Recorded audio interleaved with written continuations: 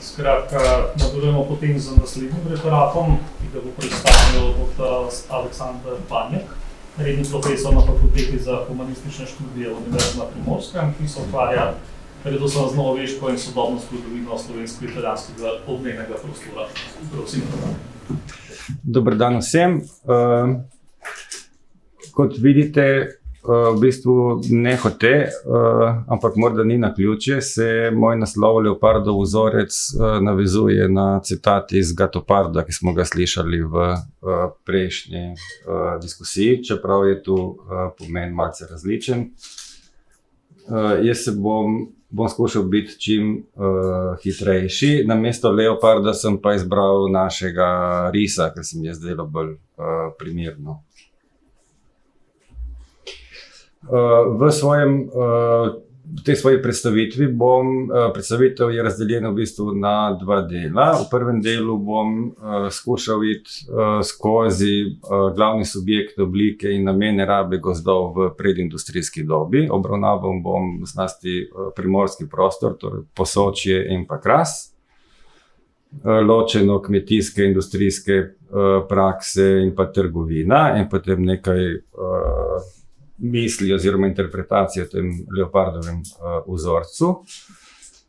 In potem bom še nekaj pozornosti namenil časa različnim interpretacijam in odnosu med degradacijo oziroma degradacijsko teorijo in pa trajnostno rabo gozdnih virov v predindustrijski dobi. Na koncu se bom skušal navezati na oziroma eno majhno primerjavo narediti med kmečkimi praksami in gozdarsko stroko, moderno gospodarsko stroko, tako kakršna je bila na začetku, torej 18. in začetku 19. stoletja, ne pa toliko današnja, ki je naredila neki korak naprej, seveda.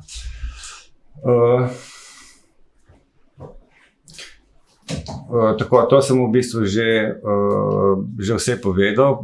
Nekaj, kar bi tu omenil iz tega slajda, je edino to, da raziskovanje oblik izkoriščanja gozdnih virov nam po mojem mnenju ne pove veliko samo o tej sami temi, ampak tudi o družbi in ekonomiji, ki je take vrste izkoriščanja tudi in rabe izvajala. Tako da gre za v bistvu dvostranski proces in tudi znanje, ki ga iz tega pridobimo. Zdaj, glede kmetijskih praks, tu bo nekaj stvari oziroma večina stvari, ki jih bom povedal, so znane. Imam nekaj primerov napisanih tudi iz Tolminske, iz Krasa in tako dalje. Ne bom vsega bral, ker lahko tudi sami preberete, kar tu piše. Bi pa na kratko povedal, da je bila v našem prostoru, kot tudi drugje v Evropi, paša v gozdu pravilo in ne izjema, in to v vseh vrstah gozdov, od zasebnih, srenjskih in tudi komornih, seveda z različnimi pravili, in je zajemala praktično vse vrste živine, od ovčereje do prašičereje. Posledice teh praks lahko označimo kot razpršeno, kapilarno in konstantno redčenje gozdnih virov in dreves. Potem imamo seveda planine, to so ti visokogorski pašniki, kjer je značilno zlasti v Posočju, tako kot vemo iz slovenske literature že nekaj desetletij, da se je paša izvajala ne samo na visokogorskih pašnikih, ampak tudi v gozdovih oziroma pod planinami. In imamo na primer tudi izjave tolminskega gospoda z 18. stoletja, ki trdi, da brez paše v gozdovih bi planine ne mogli sploh obstajati. Poleg tega imamo za pašo ne samo pašo v gozdovih, ampak prav krčenje določenih krp oziroma prostorov v gozdu, ustvarjanje večjih jaz z namenom ustvarjanja travnikov in pa senožetij.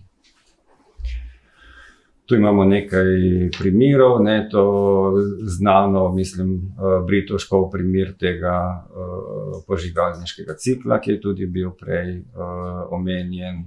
Isto poznamo tudi na Tolminskem, še v 18. stoletju. Potem imamo zelo precej močan fenomen oziroma proces pridobivanja novin, to so nove njive ali pa novi travniki znotraj gozdnih površin, ki se dogaja skozi celo 17. in 18. stoletje v primorskem prostoru. Zanimivo je tu tudi z socialnega vidika in vrednostnega morda kmečkega prebivalstva. Vedeti, da je kmečko prebivalstvo menilo, da ima pravico do obdelovanja gozdnih površin, ne da bi zaradi tega plačevali dajatve. Na procesih so potem redno izgubljali, ampak to jih ni prepričalo, da nimajo prav. No, posledice teh praks lahko označimo kot ustvarjanje neke vrste otokov obdelanega sveta, številnih razpršenih zares znotraj gozdnih površin. Tu je bolj gosto besedilo in se morda malo slabše bere. Kras je, kot vemo, malce specifičen prostor in ti procesi oziroma te značilnosti, ki sem jih zdaj v te prakse, ki sem jih zdaj omenil, privedejo na Krasu do v bistvu privedejo do ekstrema rezultat obeh procesov, torej tega kapilarnega, razpršenega rečenja in ustvarjanja teh otokov. Torej rezultat oblike rabe na Krasu privede do ekstrema prejšnjih dveh. Tu so posamezna drevesa, ki so razpršena, torej ne raba razpršena, ampak ostanejo samo posamezna redka drevesa. Manjše skupine dreves pa so kot oaze sredi prevladujočega travnatnega sveta. Torej, popolnoma obratno od tega, kar smo govorili prej, ampak princip je, v bistvu izvor je isti. Ne? Zanimivo je, da če prisluhnemo kraškim kmetom, imamo njihove izjave, recimo temu tako, ne? Zapisnike iz franciscejskega katastra, marsikje trdijo, da pri njih gozd v bistvu ne obstaja. Da je gozd hkrati travnik, travnik je hkrati gozd in imamo neko intenzivno mešano rabo prostora. Pri industrijskih praksah imamo domačo industrijo, ne, vemo, se je porabil les oziroma drva za kurjavo, ampak tudi za izdelavo mlečnih izdelkov, potem razna orodja, tako za domačo rabo, kot tudi za prodajo. Ne gre pozabiti na arhitekturo, ne, tudi če so bile stavbe grajene iz kamna, imamo tramovje, je vedno leseno. Eno zanimivost bi lahko tu omenil v enem popisu premoženja iz začetka 17. stoletja na Krasu, iz 17. mislim stoletja na Krasu, ja. To je sicer redkost, ne, ampak so ločili med vrsto lesa, iz katere so izdelani tramovi. Na Krasu smreke ni, ampak se omenja nekateri tramovi iz smrekovega lesa, kar pomeni, da so bili že takrat uvoženi ali z Trnovske planote ali z Notranjske od nekoč pač. No, vzorec rabe gozdnih virov za domačo industrijo in obrt je bil razpršen tudi, ne, in enako razpršeno je bilo rečenje dreves. Drugačna je zgodba pri osredotočenih obratih, torej rudnikih in centrih predelave rude in kovin. Zdaj na Primorskem tega ni bilo zelo veliko, kar je bilo bolj kratkega veka. Najdlje se ohranijo tovrstne industrijske dejavnosti ob Hublju pri Ajdovščini. Potem imamo steklarne na Trnovski planoti. Za steklarne je znano, da se selijo, mislim, da v bistvu izkoristijo, ustvarijo nek otok, popolno poseko okoli sebe, in ko razdalje od najbližjih dreves ne upravičuje več obstoja tam, torej postane stroškovno nevzdržno, se enostavno glažuta preseli v drug del gozda. In se računa, da je ta ta cikel traja 20-25 let. Ne, ko lesa zmanjka, se obrat enostavno preseli.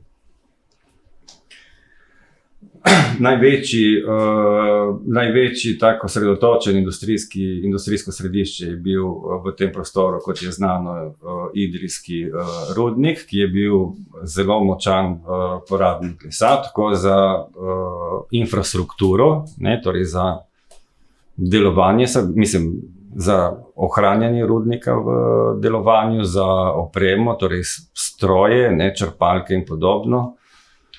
In pa seveda za potem kot kurjava pri načinu pridobivanja živega srebra iz rude. Dolgo so uporabljali precej zastareli tehnike, ki so kurile zelo veliko lesa, tako da je v bistvu že pol stoletja po začetku resnejšega izkoriščanja teh ležišč bilo vse okoli Idrije, piše, že povsem izkrčeno. No, potem se je to območje seveda širilo. Večji in manjši osredotočeni industrijski obrati so povzročali sekavanje okoliškega gozda v obliki oljnega madeža, ki se je širil iz centra uporabe navzven. Potem imamo še trgovino. Glede trgovine imamo po eni strani mesta, ne, tu v mesti sta dve, Trst in Gorica. In seveda je bilo treba, meščani so kupovali in so rabili les, ne, za svoje potrebe so sicer so že kmalu, zlasti Tržačani, posekali večino, kar je bilo bližnjih gozdov, in zato so kaj kmalu dobili pravico do uporabe lesa po celem Krasu do Postojne. Kasneje v 18. stoletju z merkantilističnimi politikami, z svobodnim pristaniščem v Trstu in Orientalno kompanijo. Orientalna kompanija v Trstu dobi pravico do izkoriščanja gozdov praktično po celem Primorskem. In zanimiv ta primer tega gozda pri Senožečah, kjer so v prvih desetletjih 18. stoletja enkrat posekali kar 20,000 dreves naenkrat. To je en zanimiv gozd, zato ker je v bistvu, kolikor mi je znano, eden redki, če ne edini pravi gozd, kar jih je bilo skozi stoletja predindustrijske dobe na Krasu, in po mojem mnenju gre to za tiste gozdove, ki še danes obstajajo ob tej suhi strugi Hudournika, Raša, če ga poznate. Je zanimiv gozd za kraški prostor. Gozdne rede smo dobili že zgodaj v 16. stoletju in v bistvu neka krivulja gre na ta način, da se zlasti ti visoki črni gozdovi, kot se je takrat reklo, ki so prisotni zlasti v Posočju, na Tolminskem, Bovškem in tako dalje, se oddajajo občasno v izkoriščanje zlasti beneškim podjetjem, torej z lesnim podjetjem. Na Soči se zgradi infrastruktura, se tudi zbijajo določene skale, da se lažje potem to splavlja. In krivulja je taka, da v 18. stoletju, prva polovica 18. stoletja se ugotavlja, da so gozdovi v Posočju osiromašeni. No, zadoščanje potrebam po lesu s strani mest je povzročalo krčenje gozdov v njihovi neposrednji okolici, kjer so ostajali le posamezni močno razredčeni ostanki, tako da so mesta ležala sredi večjih izsekanih otokov. To sem na nek način že povedal in prehiteval svoje slajde. Imamo žage, imamo te beneške zakupnike v Soški dolini. In kot sem v bistvu tudi že povedal, sredi 18. stoletja komora, to je finančno ministrstvo po domače, takratno prepove oziroma omeji sečnjo, in tamkajšnji gospod Koronini prepove izvoz lesa na Beneško iz Posočja. Kljub temu se nadaljujejo tudi te podelitve. No, oddaja posameznih gozdov v najem trgovcem z lesom je povzročala intenzivno izsekavanje v krajšem obdobju koncesije, zaradi česar so ustvarjali tudi območja golosekov, ne, ker interes podjetja z tako razmeroma kratkoročno koncesijo nekaj desetletjih je ta, da čim bolj izkoristi to obdobje in zasluži za to koncesijo. No, različne interpretacije, ki obstajajo v našem zgodovinopisju že nekaj desetletij, so že evidentirali večino doslej navedenih dejavnikov, ne. Kljub temu vsi, lahko rečemo, da vsi središča največje porabe lesa soglasno identificirajo v velikih osredotočenih obratih, industrijskih, in kot drugi pomemben faktor vsi identificirajo krčenje gozdov za potrebe kmetijstva kot en pomembni faktor izkoriščanja in tudi osiromašenja gozdov. Tu imamo navedene avtorje, ki so to pisali, vidimo, da so že tovrstne interpretacije že najkasneje iz 80-ih let prejšnjega stoletja. Jaz bi k temu dodal le, da vsak od teh dejavnikov deluje na svoj specifičen način. Pašniška raba razpršeno, razpršen značaj je imelo tudi izkoriščanje gozdov za rabe v kmečki ekonomiji, če temu tako rečem, v obrti, ne, in rezultat tega je tako imenovani svetov gozd, ne, v raziskovanje ne samo pri nas, tudi v Evropi. Trdi, kolikor mi je znano, da je bil zelo razširjen vzorec, takrat so bili gozdovi svetli, torej z razmeroma redkimi drevesi. Na koncu bom pokazal tudi nekaj risb in v bistvu je čisto možno in verjetno, da te takratne risbe iz 17. 18. stoletja, ki prikazujejo gozdove z posameznimi precej redkimi drevesi, niso samo ena grafična poenostavitev, ampak dejansko neka uprizoritev nečesa, kar je res obstajalo. Torej ne gre za neke zelo goste gozdove z podrastjem in tako dalje. No, medtem ko industrijske rabe in mesta, ne, osredotočene industrijske rabe in mesta pa so vplivali na gozd s krčenjem v obliki oljnega madeža, ki se je širil glede na velikost središča porabe. In potem imamo še tu pa tam te goloseke, ne. Krčenje v kmetijske namene pa ustvarja neke zareze v tem gozdu. No, in ravno interakcija različnih dejavnikov izrabe virov na istem gozdnem območju je predstavljala glavno pot do dejanskega osiromašenja, ne. Tako da končni izgled poraščenosti z gozdom lahko ponazorimo z leopardovim vzorcem, v našem primeru je to risov vzorec, v katerem so svetlejša območja brez dreves, marsikje prevladovala nad temnejšimi marogami gozda. Že 18 minut.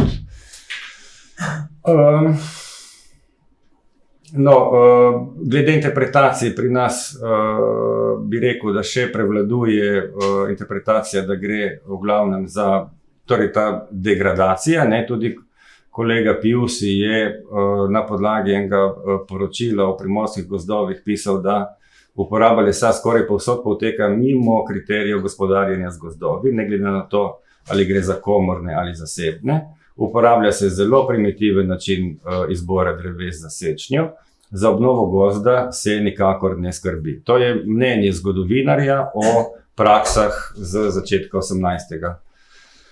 stoletja. Tako da dejansko je nekako prevladujoča teza, da gre za neracionalne in destruktivne oblike rabe gozdnih virov s strani lokalnega kmečkega prebivalstva.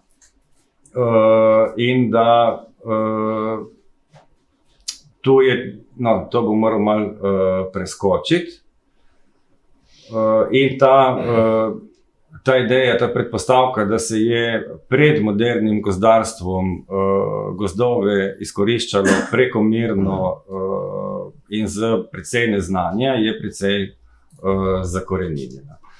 Imamo pa tudi drugačno strujo interpretacije. Tu bi se navezal, bi omenil vsaj Elinor Ostrom z Nobelovo nagrajenko, ki je pokazala in dokazala, da se da tudi te skupne, torej srenjske gozdove v tem primeru upravljati na trajnosten način. Imamo antropologa Jamesa Scotta, ki trdi celo, da lokalno poznavanje ekosistemov je omogočalo celo boljšo dolgoročno okoljsko trajnost, torej večjo socialno vzdržnost v primerjavi z modernimi oblikami izkoriščanja. Recimo kolega Sansa iz Italije, ta sistem večnamenskosti, večnamenske rabe, ki smo jo slišali, gozda v predindustrijski dobi, definira kot večnamenska raba virov oziroma integralna ekonomija gozda. Vsekakor v sodobni okoljski zgodovini, ko gledamo na odnos človek-gozd, je predpostavka ta, da človek predstavlja potreben in odločilen dejavnik v okolju, narava pa nastopa kot dejaven akter. Torej gre za dva enakovredna akterja na nek način. Tu nekaj slikic še na hitro, če lahko dobim še 2 minutki, lepo prosim, hvala. To je en zanimiv primer, ga večkrat pokažem, je narisba, ki ponazarja način gojenja gozda s strani Beneške državne gozdarske stroke. Beneška republika je imela precej razvit in za te danje čase napreden sistem in tudi nadzor nad gozdovi, ki ga tu ne morem omenjati. V tem primeru vidimo v bistvu do popolnosti priveden način, ki spominja na to, kako so tudi kmetje gojili drevesa v določene namene, ker so tu Benečani, to je istrski gozd pri Motovunu, te hraste namenoma rečili, osvetlili in jih tako sekali te veje, da so naravno drevesa pridobila tisto obliko oziroma veje, ki so jih potem potrebovali v ladjarstvu, ker je tak les, ki ima že naravno med navednicami tisto obliko, je potem vzdržnejši. Tu imamo eno risbico iz vedno prva polovica 18. stoletja iz Tolminske in to je primer tistega svetlega gozda, kar sem prej povedal. Vidimo, to je cesarski gozd, torej, kjer naj bi bila raba malce bolj omejena, v okolici pa imamo planine in običajnejše gozdove. Se vidi razlika, ampak povsod so drevesa razmeroma redka. To je tudi ena taka lepa risbica, po mojem gre za planino za prikraj in za pleč pod Krnom, Krn je tista skala desno, siva. In vidimo tudi dva pastirska stanova. Ta je nastala, ker so si sosedi med seboj eden drugemu uničili en pastirski stan, kot se je rado dogajalo. No, in potem imam še ta primer, ampak se bojim, da je že prepozno. Gre za, tako da ne bom samo povedal, v bistvu gre za statut komuna oziroma tabora Riechenberg, vasi, iz leta 1556, v katerem, ki je zelo zgoden, in v katerem največ prostora namenjajo ravno načinom rabe gozda in kdaj naj se seče, kako, kdo sme in koliko. In kar je zanimivo, je, da so v bistvu že v 16. stoletju imamo na ta način zabeležene zelo podobne prakse in neko sezonskost rabe dreves na Krasu, ki je zelo podobna temu, kar se najde potem še v franciscejskem katastru v začetku 19. stoletja. Tako da gre v bistvu za en sistem, ki je omogočil neko dolgoročno izkoriščanje tovrstnih virov. Seveda v antropogenem okolju. Tako, in to je še ta zadnja tabelca, ki sem jo želel pokazati. To so malce potojena vaja, recimo, v kateri sem skušal malce primerjati, kje so podobnosti in razlike med kmečkimi praksami in moderno gozdarsko stroko. Verjetno veste, vsaj nekateri, da se zlasti v 18. in potem 19. stoletju razplamti, nekateri zgodovinarji piše celo o vojni med kmeti in gozdarji, ne? To niste vi, kolegi, zdaj iz 21. stoletja, ampak so vaši predniki, ne? Ker so tekmujejo oziroma sta dve različni pojmovanji tega, kako in zakaj se izkorišča, se rabi gozd. Ne, ampak vidimo, da v bistvu vodilo pri vseh je bila ekonomska korist, samo da je razumevanje ekonomske koristi pač drugačno. Ne. Ekološka znanja imajo eni in drugi, samo da so, ne, vsak poudarja malce svoje. Za vse je po mojem cilj vzdržnost, ne, rabe in trajnost, torej da se to ohranja, tak, ker so večje razlike je v tem, da so medtem, ko so kmetje gojili in rabili različne vrste dreves, torej panjevce, pa take drugačne posamezne veje, pa vrhove, je za tedanjo gozdarsko stroko, ki je imela v mislih zlasti državni interes in pa trgovino, so pomembna, visokorasla, lepa, ravna drevesa z velikimi debli. Ne? Na Krasu recimo kmetje pravijo, hrast pri nas rabi 100-200 let, da zraste toliko, da ga lahko uporabiš v gradbeništvu. Jaz nimam 200 let. Zato moram les in drevesa gojiti malce drugače. No. To je oddaleč, oziroma z ptičje perspektive viden ta leopardov vzorec gozda na Krasu na začetku 19. stoletja in mislim, da podobnost je očitna. Hvala vam za pozornost in oprostite, ker sem že spet bil predolg.